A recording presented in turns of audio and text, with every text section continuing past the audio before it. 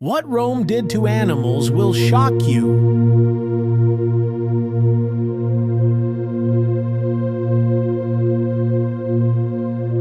The Colosseum, standing tall in the heart of Rome for nearly 2,000 years.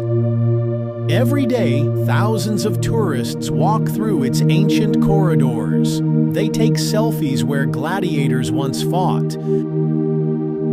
But if you stand still in that arena, if you close your eyes and listen closely, you might hear something the tour guides never mention. The echo of roars that once shook these very stones.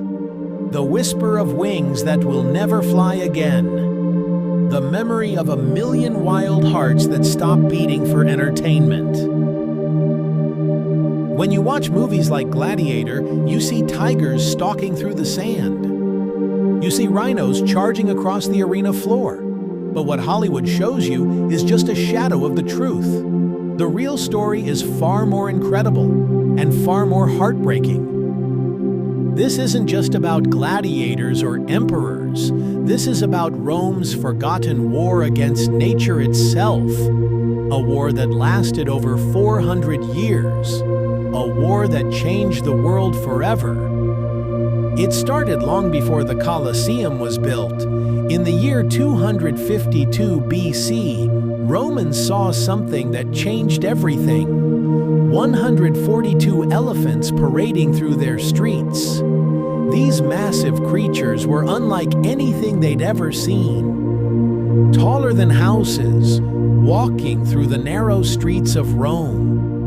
People had never seen anything like them. Years later, everything changed. A Roman general named Marcus Fulvius Nobilior decided that just looking at exotic animals wasn't exciting enough. He threw a celebration where lions and leopards fought to the death while thousands cheered. The sand turned red with blood. The crowd went wild. Then Rome discovered something powerful. People would do anything for spectacle. Give people bread and entertainment, and they won't complain about anything else. They'd forget their problems. They'd ignore high taxes. They'd overlook corruption. All for the thrill of watching something they'd never seen before. But Rome took this idea way too far. Soon, every ambitious politician needed animals for their games. Cornelius Sulla brought 100 lions to Rome. Pompey the Great topped him with 600 lions and 18 elephants. Julius Caesar went even further. He brought Rome's first giraffe, a creature so strange that people thought it was a myth come to life. But it was never enough.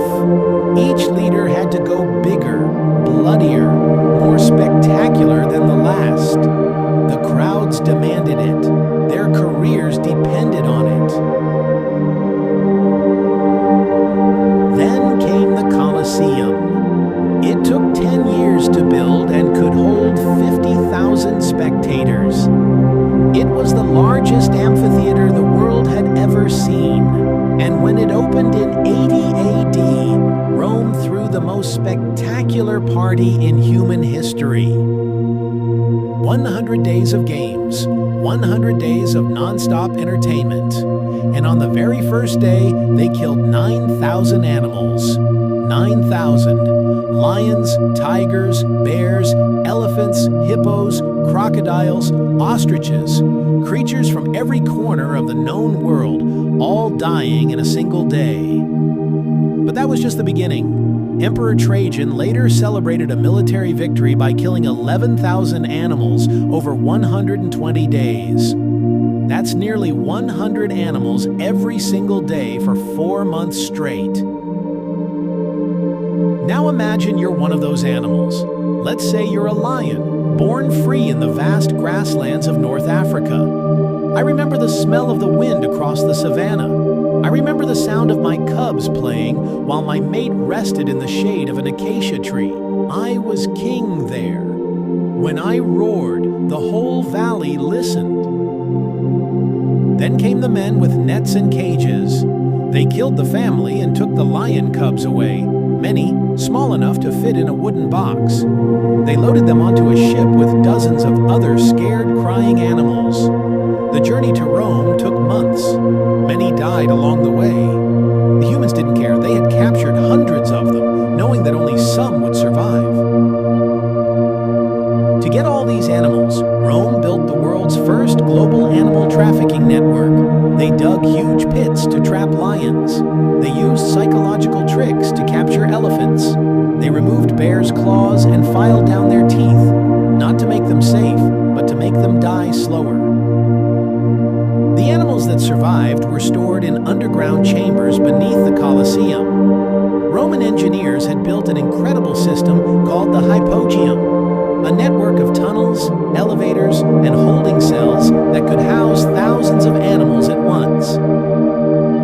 1 million. That's the number some historians estimate. 1 million animals may have died in Rome's arenas, not just in the Colosseum, but across the empire. Extinctions followed the games. Lions vanished from North Africa, elephants from the Near East. Rome changed ecosystems, and it did so for applause. The games weren't every day. They were rare, expensive, difficult. Some took years to plan, but when they came, they reminded everyone, you are Roman, you are dominant, you are entertained. The games finally ended, not because Romans suddenly felt guilty, but because they ran out of animals to kill and money to spend. By then, it was too late. The damage was permanent. Today, the Colosseum is quiet, but it remembers. Beneath the selfies and souvenir stands, its stones still hum with the ghosts of the wild. This wasn't just an arena. It was a mirror of Roman power, of its glory, of its cruelty. Let us remember the lion, not as a victim, not as a beast, but as a voice. For all who have been silenced, let his story live. Let it teach us. True greatness is not about power.